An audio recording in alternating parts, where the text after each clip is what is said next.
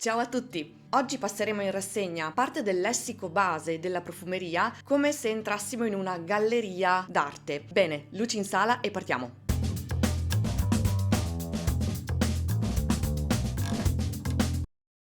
Bene, non diamo per scontato niente, partiamo dalle basi. Cos'è una materia prima? La materia prima è l'ingrediente puro di partenza, è quel mattoncino indivisibile che il profumiere usa per creare la sua composizione e la sua formula. Può essere un estratto naturale, ottenuto direttamente da legni, fiori, spezie, resine, attraverso diverse tecniche di estrazione o distillazione, oppure può essere una molecola di sintesi, vale a dire un composto chimico isolato creato da zero in laboratorio per riprodurre un odore presente in natura oppure per creare un odore inedito che in natura non esiste. Immaginiamo di essere nella bottega di un pittore del Rinascimento. Le materie prime naturali sarebbero quei pigmenti puri, tipo i lapislazzuli pestati per fare il blu o le terre tritate e le spezie per creare i marroni. Si trattava di elementi vivi, grezzi, magnifici, ma spesso complessi da reperire, produrre e gestire. Facciamo un salto nella storia dell'arte e andiamo verso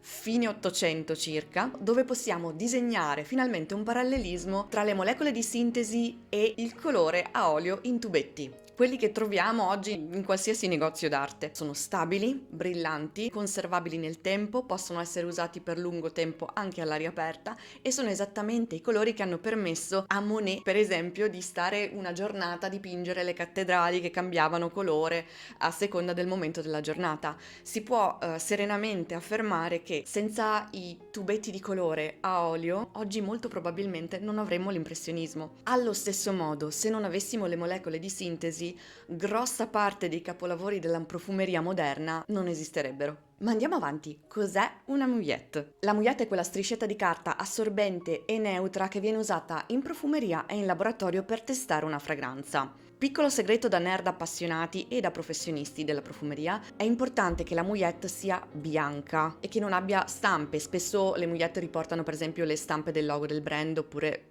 Vediamo se riesco. Ok, eccolo qui. Evita sempre di spruzzare il profumo sulle grafiche. Questo perché l'alcol contenuto nel profumo funge da solvente e può andare a riattivare alcuni componenti chimici e eleganti dell'inchiostro della stampa. Questo può rilasciare dei micro odori metallici o chimici che vanno ad alterare la fragranza originale. Ora immaginiamo di essere nell'atelier di un pittore. Un pittore, prima di realizzare un grande affresco, non si lancia direttamente sulla tela. Prima normalmente fa degli studi, dei bozzetti, su un qualsiasi foglio di carta da disegno. La mouillette può essere paragonata al foglio da bozzetto di un profumiere. Qui passiamo alle definizioni da nerd della profumeria.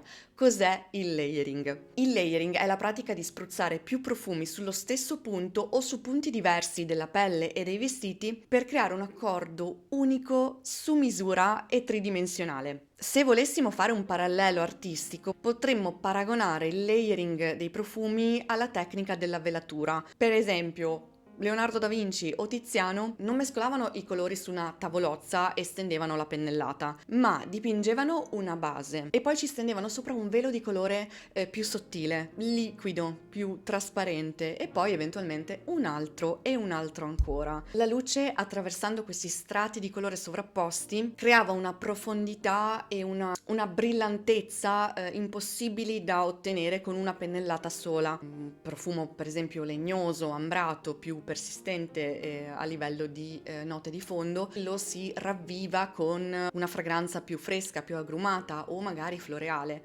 restituendo a chi annusa una fragranza tridimensionale più profonda che non somiglia a nessuna fragranza presente in commercio. E passiamo a quello che per me è uno degli aspetti più affascinanti di una fragranza, ovvero la texture. Cos'è la texture di un profumo? La texture è quella sensazione quasi tattile che un profumo lascia nel nostro naso. Ci sono profumi che sembrano più ruvidi, più polverosi, tipicamente grazie per esempio all'iris o al talco, e altri che percepiamo come più cristallini, più aerei, più lisci.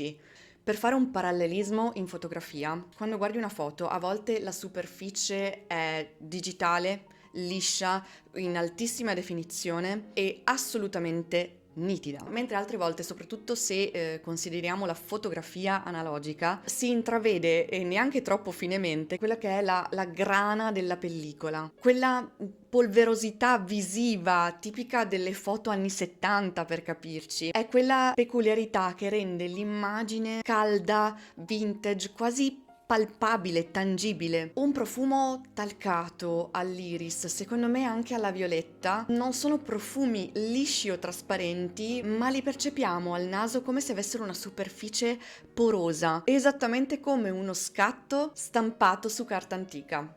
Passiamo a un termine che ha a che fare con il mondo commerciale dei profumi, vale a dire la riformulazione. Cos'è la riformulazione di un profumo? La riformulazione è quel processo in cui la formula originale di un profumo storico viene modificata nel tempo, a causa per esempio di restrizioni sugli ingredienti, costi o difficoltà di reperibilità delle materie prime. Possiamo fare un parallelismo fotografico con i ristampati digitali delle fotografie analogiche. Il negativo originale di una foto anni 70 viene scannerizzato e ristampato con le tecnologie digitali attuali. Cosa succede? Che i colori cambiano leggermente, ci sarà un bilanciamento del bianco più realistico, la grana della pellicola si ripulisce e diventa più nitida, quindi più realistica, ma a volte perde quel fascino vintage originale per diventare in un certo senso più moderno, più facile e anche magari più economico da produrre. Ecco, possiamo paragonare la riformulazione di un profumo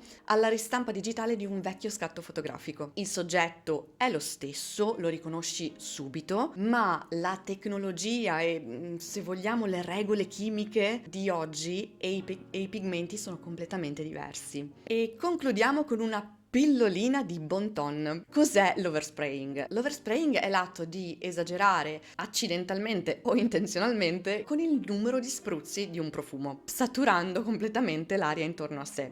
Volendo fare un parallelismo con la fotografia, cosa succede quando apriamo troppo l'obiettivo o esageriamo con l'esposizione e facciamo una di quelle foto che sono dei muri bianchi iperluminosi, piatti? Quella è una foto bruciata ed è quello che più o meno succede con l'overspraying.